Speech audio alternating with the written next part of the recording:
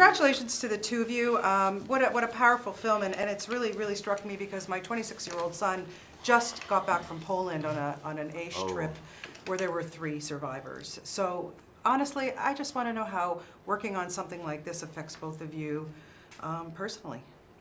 I think for me, it was a story I was familiar with growing up, but to do a film like this now and feel it to be as relevant now as when it happened, both made it exciting to shoot and lightly depressing to think about that we haven't entirely progressed through this, and then simultaneously, you know, proud that we're keeping this story alive and hopefully helping people understand what happened. Yeah, Lior, especially for you, being from Israel and.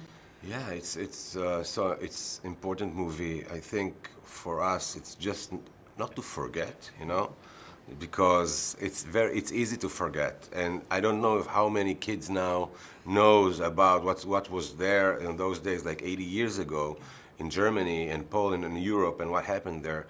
And I think it's so important that I hope that kids will go to see this movie, and schools will bring this movie to the kids to understand what was there and what we have to avoid and what we have to not to forget. And also for me it was important because to see how, if you want to get someone, go and bring him to court, you know? Absolutely, Yeah. absolutely. What's so conflicting about watching this film, and you know, Sir Ben Kingsley is so good at everything he does, he's fantastic, but he brings a little bit of humanity.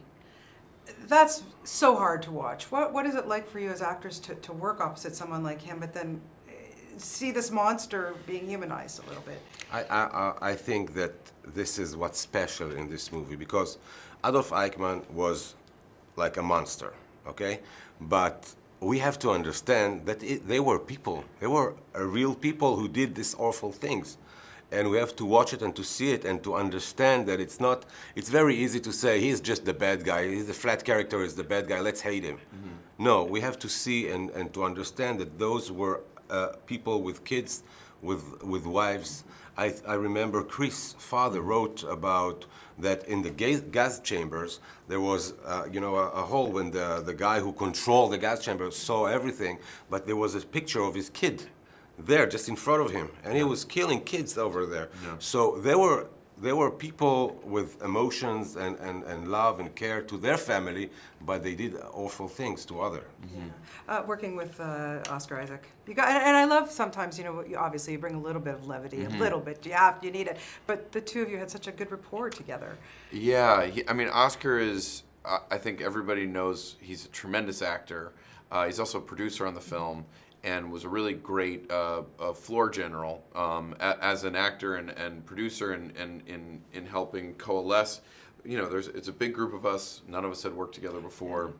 And he's also a very funny guy. And he somehow brought a lot of a lightness to this role, because this guy at the center of Peter Malkin has a sense of humor, is a bit of a misanthrope, and so and I think he brought a very well-rounded version of this guy who meant well, but ultimately had his own issues, which I think are explored well in the film. Yeah. Well, congratulations to the two of you, and thank you for bringing this story to the big screen. You did, both of you, such a great job. Thank you. Thank you so much.